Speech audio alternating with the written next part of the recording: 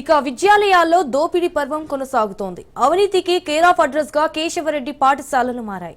నంద్యాల జిల్లా కేశవరెడ్డి పాఠశాలకు పార్కింగ్లు ఉండవు. నిబంధనలకు విరుద్ధంగా ఉన్న అధికారులు మాత్రం పర్మిషన్ ఇస్తారని ఆరోపణలు వస్తున్నాయి. సో లక్షకు ఉచిత విద్య అందించి చివర్లో లక్ష తిరిగి చెల్లిస్తామని తల్లిదండ్రులకు కేశవరెడ్డి టొకోరా వేశారని విద్యార్థి సంఘం నాయకుడు ఆరోపిస్తున్నారు. ఇక ఇదే అంశానికి సంబంధించి విద్యార్థి సంఘం నేతలతో మా ప్రతినిధి మధుసూదన్ మరింత సమాచారం అందజేస్తారు.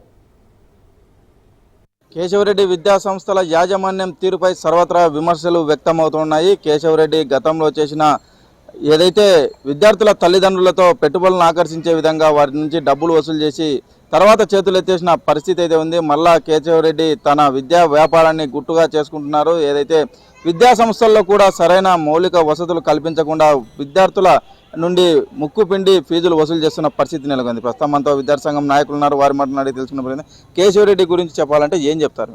నంద్యాల జిల్లా కేంద్రంగా ఒక విద్యా వ్యాపారాన్ని మొదలుపెట్టి అంచెలంచెలుగా ఎదిగి రాష్ట్ర వ్యాప్తంగా కార్పొరేట్ విద్య అందిస్తామని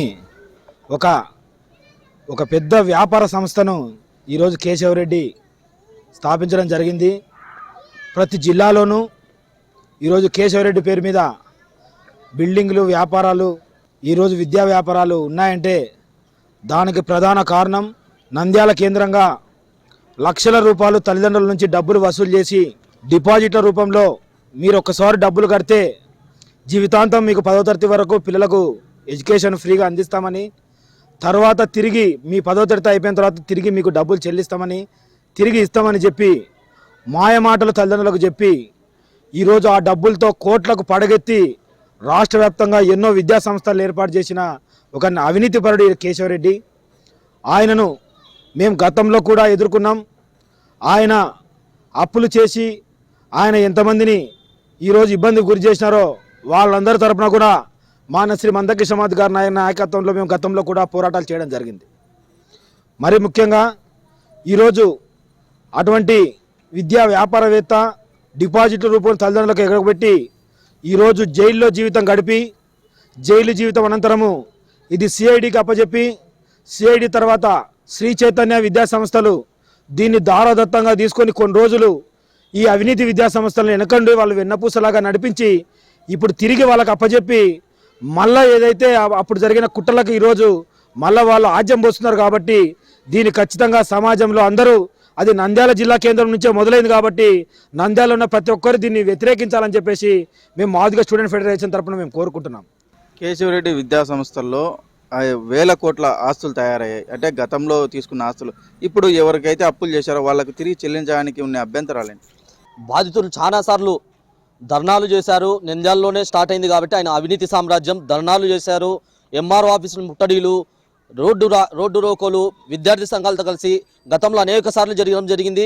కానీ ఏదైతే ఈ కేశవరెడ్డి అనే అవినీతిపరుడు కేవలము వాళ్లకు అప్పుడు ఇస్తాం ఇప్పుడు ఇస్తామని మాటలు చెప్పుకుంటూ పబ్బం గడుపుతున్నాడు తప్ప ఈ రోజు కూడా బాధితులకు ఎటువంటి డబ్బులు కూడా ఇవ్వనటువంటి సిచ్యువేషన్ ఈ మనిషిది.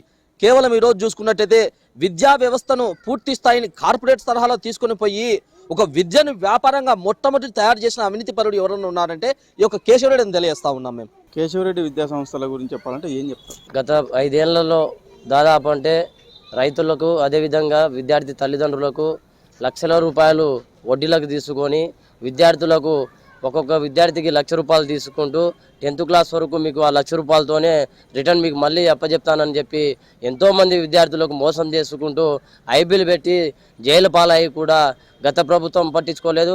ఇప్పుడు ఉన్నటువంటి కూటమి ప్రభుత్వం కానీ పట్టించుకొని ఈరోజు కేశవరెడ్డిపై కేసులు నమోదు చేస్తున్నారు తప్ప అతని యొక్క విద్యా సంస్థలను ఎందుకు సీజ్ చేయట్లేదు అనేది మా విద్యార్థి సంఘాల యొక్క డిమాండు. గత ప్రభుత్వంలో మీ విద్యార్థులకు మంచి భవిష్యత్తు ఇస్తాము, మంచి భవిష్యత్తుతో మీ విద్యార్థులకు మంచి త్రిబుల్ ఐటీలో కానీ లేదంటే ఐఐటీలో సీట్ ఇప్పిస్తామని విద్యార్థులకు మోసం చేసుకుంటూ పోయాడే తప్ప ఇవాళ కొన్ని బ్రాంచ్లు చూస్తే ఇదే విధంగా మన ఆనందీయ రూట్లో ఆ బ్రాంచ్ మూతబడి ఉంది. ఇక్కడ దగ్గర ఉన్నటువంటి అదే మూతబడి ఉంది.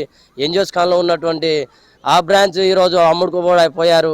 ఎందుకంటే కేవలం అప్పుల పాలై ఇవాళ కేశవరెడ్డి విద్యా సంస్థలు మూసుకుపోయాయి తప్ప దీంట్లో ఎలాంటి ఎడ్యుకేషన్ లేదు, ఎలాంటి విద్యార్థులకు రిజల్ట్ కానీ రానిటువంటి పరిస్థితి.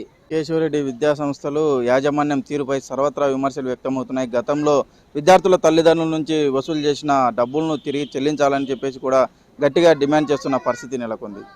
వీడియో జర్నలిస్ట్ శివశంకర్తో మధు, రాజ్ న్యూస్, నంద్యాల జిల్లా.